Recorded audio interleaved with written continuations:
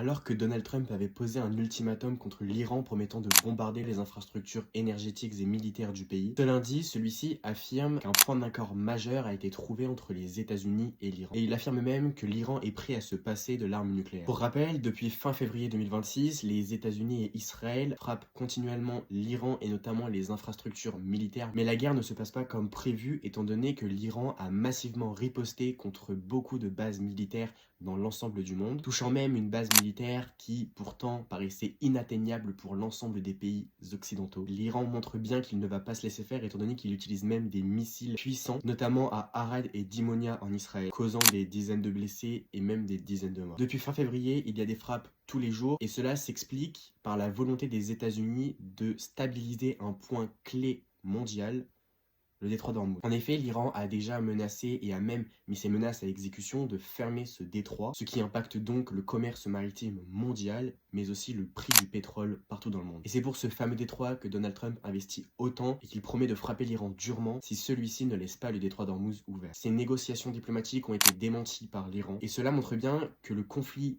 Iran, États-Unis et Israël se relève bien plus complexe que prévu, étant donné que l'Iran résiste et qu'il cause même de graves dommages dans beaucoup d'endroits du monde. Des analystes montrent même qu'une escalade est toujours possible, étant donné que d'autres pays sont en conflit non bien loin du conflit initial, à l'instar de l'Afghanistan et du Pakistan, ou encore des Houthis ou du Hezbollah. Et cette sorte de trêve trouvée par Donald Trump montre aussi les dépenses colossales que cause cette guerre.